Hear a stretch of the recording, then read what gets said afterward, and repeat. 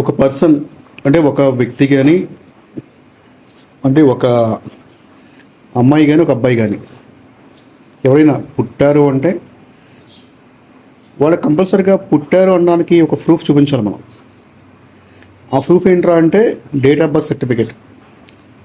Date of birth certificate తీసుకోవడంలో చాలామంది late చేస్తూ ఉంటారు, కానీ ఇది చాలా ప్రైమరీ థింగ్. మన ఇంట్లో ఒక అబ్బాయి కానీ ఒక అమ్మాయి కానీ పుట్టాడు అంటే కంపల్సరీగా డేట్ ఆఫ్ బర్త్ సర్టిఫికేట్ తీసుకోవాలి. అది కూడా 21 డేస్లోపు మాత్రమే మీరు నమోదు చేయించాలి. లేకపోతే హాస్పిటల్ వారు మీరు నమోదు చేయడానికి వివరాలు ఇవ్వకపోయినా వాళ్ళ దగ్గర ఉన్న డేటా ప్రకారం ఆన్లైన్ చేసి ఇచ్చేస్తారు.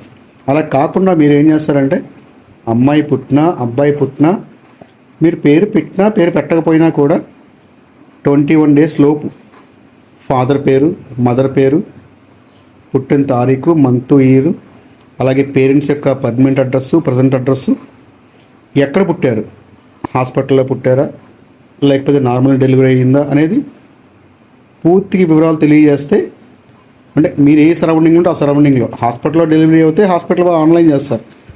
లేని పక్షంలో మీరు ఒకవేళ బయటే ఉన్న నార్మల్ డెలివరీ అయితే మీ విలేజెస్ అయితే పంచాయతీ ఆఫీస్ నమోదు చేయించుకోవాలి. మున్సిపల్ ఆఫీస్లో అయితే మున్సిపాలిటీ పరిధిలో ఉన్నవారు మున్సిపల్ ఆఫీస్లో ఆన్లైన్ చేయించుకోవాలి. ఆ విధంగా చేయించుకుంటే డేట్ ఆఫ్ బర్త్ సర్టిఫికేట్ అనేది వస్తుంది. కానీ ఈ డేట్ ఆఫ్ బర్త్ సర్టిఫికేట్ వల్లది ఎందుకు ఉపయోగం అంటే ఫ్యూచర్లో పిల్లలు స్కూల్ జాయినింగ్ కానీ, ఆధార్ కార్డ్ తీసుకోవడానికి కానీ, ఇంకేమన్నా పాన్ కార్డ్స్ అప్లై చేయాలన్నా, బ్యాంక్ అకౌంట్స్ ఓపెన్ చేయాలన్నా కూడా వీటన్నిటికి కూడా డేట్ ఆఫ్ బర్త్ అనేది ప్రైమరీగా ఉంటుంది. ఖచ్చితంగా మీరు 21 డేస్లో మాత్రమే డేట్ ఆఫ్ బర్త్ సర్టిఫికేట్ని తీసుకోవాలి. ఓకే.